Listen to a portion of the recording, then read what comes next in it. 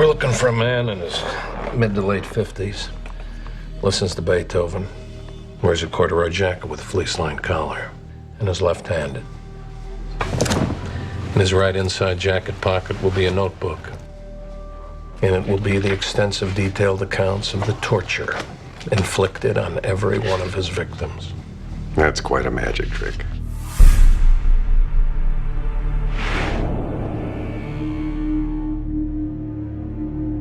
It's almost like magic, what they do. That they can tell you things that you think there's no possible way they could know that, but then when they explain to you why it is that they know it, it makes perfect sense. This unsub is male.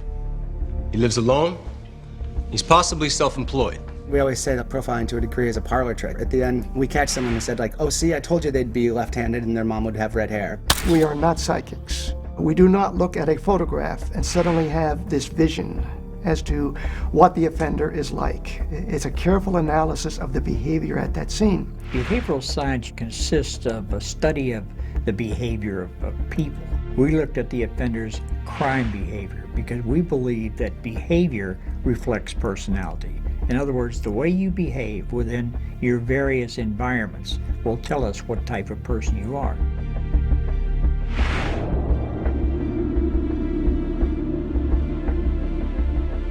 I have watched Criminal Minds. I was struck by the reality, by how close to reality this particular show was.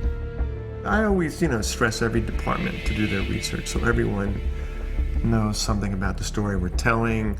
Because oftentimes people can say, well, I read this is pretty cool, and then we incorporate that into a story. We bring it to the writers and say, what if, have you heard this? And then it just makes it a little more interesting. I've looked up things ranging from how to make a bomb to how to make anthrax, which you can't find on the internet, by the way. I've tried. Psychologically, I think our show is very, very, very real. We may take liberties sometimes in the areas of forensics or the areas of computer science, areas where they're really just bits and pieces that are there to propel the story, the real psychological story underneath. But the psychology of it, we keep it as real as possible, because that's what our show's about. If I don't believe it can happen in some way, shape, or form, we don't do it.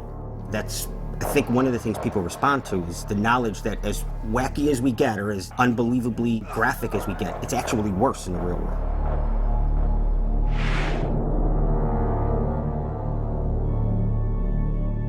Most serial killers, there's a direct link between sex and violence. And a lot of times violence becomes their outlet. But I thought if there's a kid in adolescence who hasn't had a sexual life yet exactly, well, how does that manifest? You do run across those stories where you realize this person is pure evil and should never see the light of day. But then you start researching it. You learn that these people did not just wake up at age 25 and start killing people or even have these impulses. They start very young. There is something called the homicidal triad. And in about 35 to 37% of the serial killers who had been identified and interviewed, all of them suffered from bedwetting beyond the years when normally a youngster will be wetting the bed. We found that they also participated in what we call nuisance arsons, starting fires in garbage cans and dumpsters and things of this nature. And the third area would be torturing of small animals, this triad. So I don't wet the bed or start fires. I killed a bird once. I know that's on the list. It's one of the signs. Typically, in serial cases involving sexual behavior, fantasy plays a very big and important part. It forms the basis of why they're committing these crimes. They think about it, they fantasize about it, they spend time. It reinforces their arousal patterns. It actually helps them justify their own behavior. Now, many times, these individuals will never cross the line and commit an act of pervasive horror. They will be able to buy magazines or videotapes which will depict this type of behavior, and for them, that's as far as they will go. But with others, if this no longer satisfies their feelings or their fantasies, they may then go with a prostitute and have them fulfill some of his sadistic fantasies. And when that no longer satisfies him, Maybe he'll look for what they call a compliant victim, a woman generally of low self-esteem that will go along with whatever sadistic acts he wants to perform on her in order to maintain the relationship. And then finally, if that doesn't satisfy him, then they go out and start hunting for unwilling victims to fulfill these fantasies. And because fantasies are always perfect, the killings will go on and go on and go on.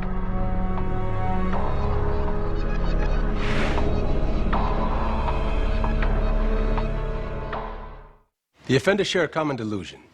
It's one that you and I would never accept, but it's this bond that justifies their actions.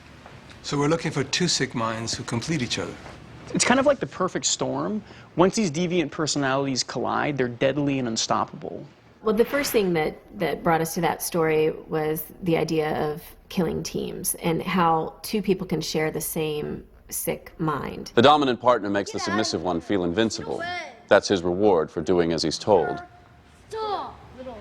Unfortunately, there are countless opportunities for these twisted minds to meet, and once they've pulled off their vicious acts, the two accept this as common behavior and become bored with normal activity. When you do look at case files of killing teams, it's often men, or if there is a female involved, she's the weaker one because it's like an abused situation. She's willing to do whatever it takes to keep him happy. I wasn't completely honest with you about Tony.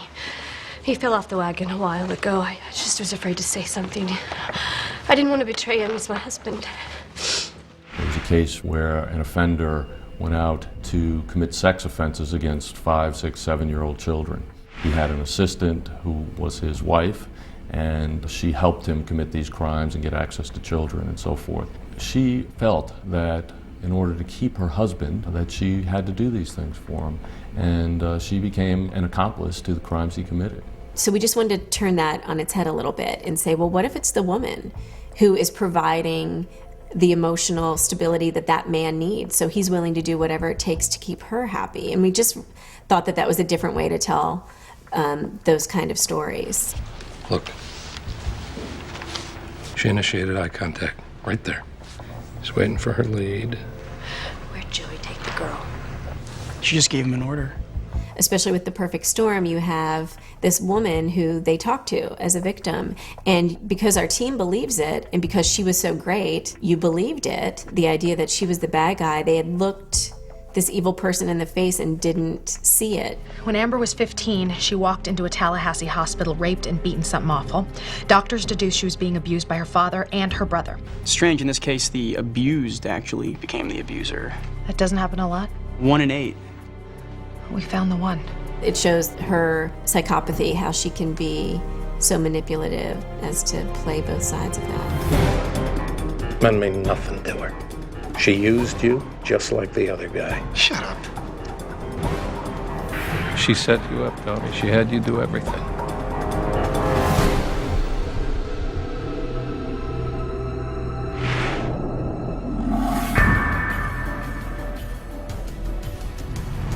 Dear boss, by now I have rid the world of one more. So many men, so little time. They make it so easy I just can't help myself. Yours truly. Man, by his very nature, seems to be more of a warrior. It's a rarity to find a female serial killer. That's the kind of thing we try to be real about. We're not going to show you 9 out of 10 episodes where there are women serial killers, because that's not the reality of it. So often with male serial killers, there's a sexual component to it. And most of the time with the female serial killers, it's more a revenge type of crime. Okay, what do we know about female serial killers? Basically, you have two types.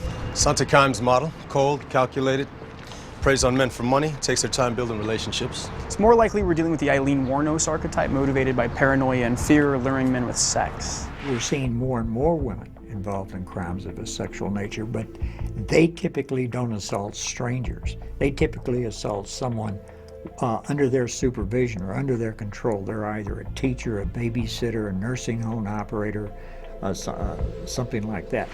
So many men, so little time. As if she's on a quest to wipe out the race. Or the father who molested her? Some people think Jack the Ripper mutilated women after his mother sexually abused him for years.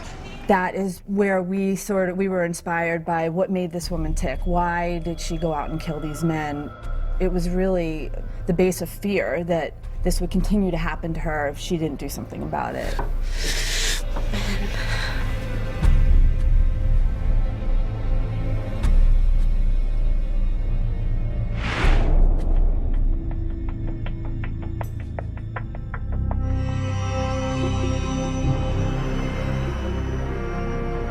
40,000 images of child porn are posted every week on the internet, along with the appearance of 20 new children.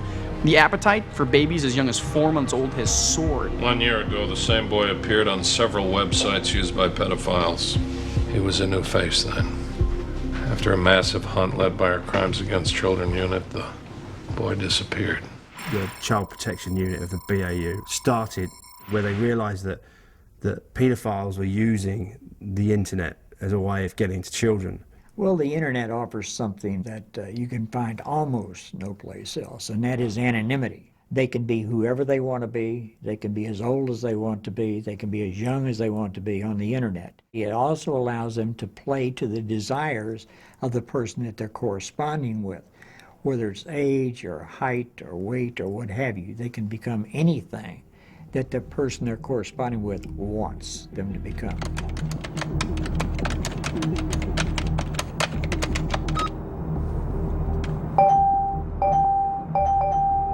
That's the sound of pedophiles looking to hook up with a 12-year-old girl named Susie. Paedophiles were able to create these circles where they had encrypted pornographic material that they were streaming outside of the US from countries that didn't care. So we have no jurisdiction on those countries because the internet is free of all that. What about the site itself? Can't we just track its origin? It's routed through a proxy server in Belarus. Even if that government was friendly, Peter'd be gone by the time we finished the paperwork. And I know that of the 18, 20 million people who watch the show, a massive proportion of them will have children. And I just wanted them, as a parent myself, to know that this is what can happen. They often trawl around residential neighborhoods, hijacking home wireless systems, then communicating with children, often outside the very house the child is in. They're getting smarter and smarter, and all the security in the world can't stop them from coming through our doors. One of the best tools that law enforcement has to combat this type of behavior is to play the role of a child on the internet, or to play the role of an adult woman who's interested in this type of behavior. Instant message hugs, VN-HO. Very nice. How old? There are thousands of located porno sites of children, and there are hundreds and hundreds of these officers who sit there and filter all of this pornographic material of children, and they look at images of the very worst kind of child porn you could possibly imagine. Technology, especially imagery, is important. Anything where you have imagery, where you can capture something, you know, absolutely is profilable. Wait a minute. That's a tadpole shirt. It's a tadpole shirt. It's a wilderness group. Is that numbers on his sleeve? And in the real cases, they used the image that the paedophile was using. They framed in, they enlarged a segment of it, and they saw a badge, and they realised that that badge belonged to a group, and they figured out where it was real quick.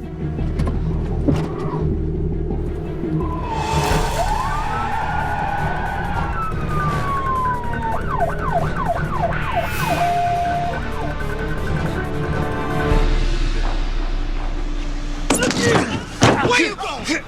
Do something now!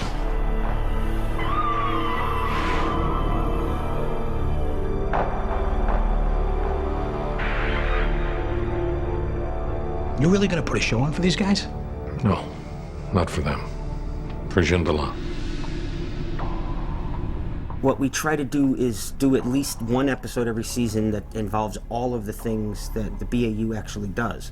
And the Behavioral Analysis Unit actually went to Gitmo and interviewed suspects down there. The name of the episode is Lessons Learned. And it's about the lessons we learned since 9/11 from our interactions with terrorist groups. It's also about the lessons they learned and how we have to counteract those. You don't consider yourself Egyptian as well as Muslim? Egyptian. In 2 minutes, you know more about me than those thugs found out in 2 months. We use a rapport-based interrogation technique. If somebody who's a terrorist, they've been trained and hardened in terrorist training camps to expect torture and very bad treatment. And when you don't use that, when you treat them with dignity and respect, it builds a bond and it undermines their expectations. And because of that, we're able to build rapport and actually get good, solid, reliable information out of them. And I think that's the best way to do it. It appears that there will be no peaceful resolution to our difficulties after all. I haven't given up that hope. There are 1 billion Muslims in the world. So somebody's got to sit down and listen. And my basic philosophy is that while the bombs are falling everywhere, no matter who in your family is destroyed, brother, sister, mother, father, loved one, you must stay at that table. You must continue the dialogue. And the moment you stop discussing ideas with each other, you have eradicated hope. And I felt that that episode was one of the most hopeful possibilities. I pray that it had some little effect, even in a television drama. What do you really want from me? I want to understand you. One thing that we get to do, which is what the BAU doesn't get to do, is tell 18 million people this is what will help. In the search to understand us, you, me, why we do what we do, we only help to inform people later on in life. They're the things you can do to stop creating people that are going to go and kill people for enjoyment and pleasure and all the rest of it. I do think that that's why people watch and love this show, because you open up the newspaper, you turn the news on, and there's always something horrific, and we're always saying why, and at least at the end of the day, you know, we're trying to answer a little bit of that. In Judaism, the Torah says, save one life, you save the world. I love that.